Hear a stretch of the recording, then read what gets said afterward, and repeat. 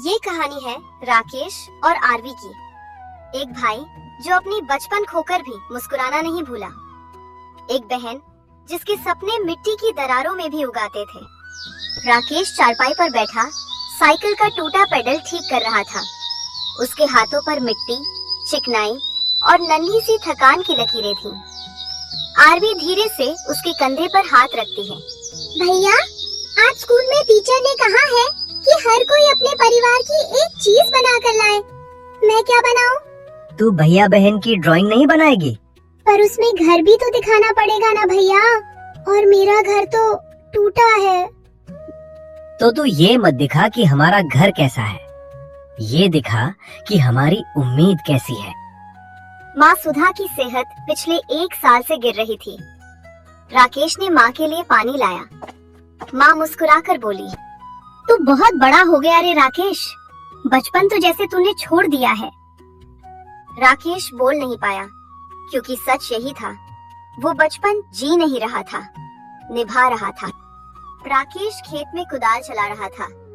धूप इतनी तेज थी कि मिट्टी भी गर्म सांस ले रही थी। पास वाले किसान ने पुकारा, अरे राकेश, तू ये सब अकेला करेगा? तेरे लिए बहुत भारी है। राकेश बस मुस्कुरा दिया। लोगों को लगता था वो मेहनत कर रहा है, लेकिन वो जानता था वो अपनी बहन के सपनों की नींव खोद रहा है। स्कूल में कुछ बच्चों ने आरवी का मजाक उड़ाया। तेरा घर तो टूटा है, तेरे भाई खेत में मजदूरी करता है। आरवी चुप रही, लेकिन उसकी आंखें भर आईं। घर पहुंचकर उसने राकेश को गले लगाया। भैया, मैं कभी बड़ी नहीं हो पाऊंगी क्या? तू बहुत बड़ी होगी, इतनी कि तेरे झूठे मजाक उड़ाने वाले तुझे सलाम करेंगे। रात अचानक रंग बदल गई। काले बादल ऐसे गरजे जैसे धरती को फाड़ देंगे, और जोर से बारिश होने लगी। फिर उनका घर पानी में बह गया। राकेश और आरवी नाव छोड़ने लगे। सुधा माँ पेड़ के पास खड़ी थी, कमजोर सांसें पर मजबूत दिल।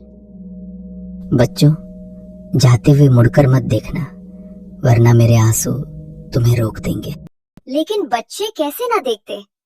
राकेश ने माँ के पाँव छुए। पुरानी खरखराती बस में बैठते ही उनका गांव धीरे धीरे पीछे छूट गया।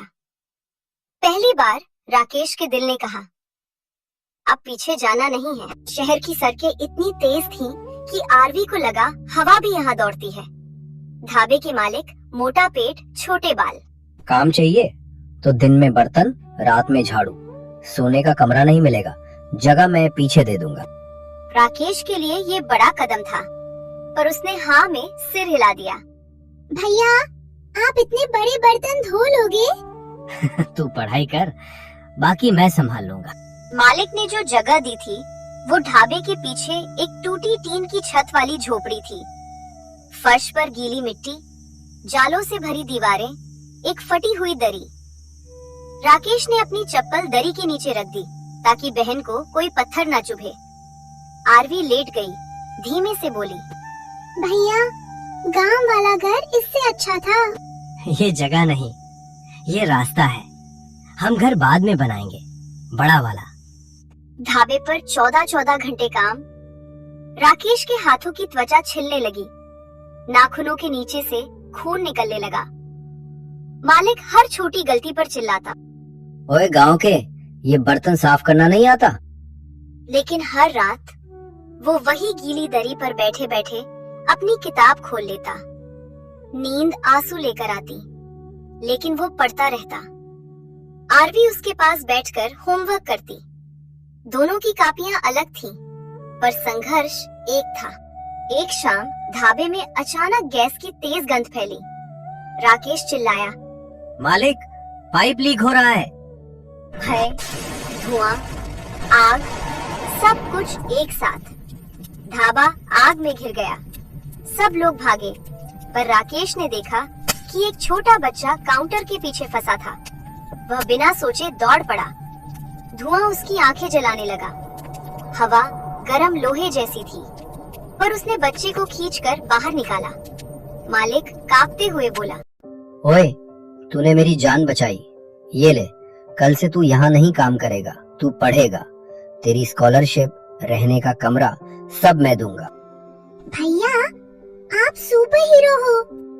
राकेश मुस्कुराया, पर उसके हाथ अभी भी जलन से कांप रहे थे। मालिक ने उन्हें एक छोटा साफ कमरा दिया था, एक पंखा, 2 पतली खाट, एक बल्ब। आरवी ने कमरे में घुसते ही कहा, भैया ये तो हमारा महल है। राकेश हंस पड़ा। उसे लगा अब अंधेरों में भी रोशनी है। अब राकेश दिन में कॉलेज की तैयारी करता। कॉलेज का एंट्रेंस टेस्ट उन्हें जीवन बदल सकता था। रात से सुबह हो गई, पर राकेश की पढ़ाई नहीं रुकी। पेपर वाले दिन राकेश के हाथ पसीने से भीगे थे, पर उसने पेपर खोला तो चेहरा शांत हो गया। वो जानता था आज वो सिर्फ पेपर नहीं लिख रहा, आज वो अपने और बहन के भविष्य की दीवार खड़ी कर रहा है। बोर्ड पर रिजल्ट लगा। भीड़ में धक्का, निरीह उम्मीदें, कई रोते हुए चेहरे, कई खुश चेहरे। राकेश ने धीरे से बोर्ड देखा और उसके होठ कांप गए। उसका नाम टॉप 10 में था। आरवी चिल्लाई, भैया आप सफल हो गए।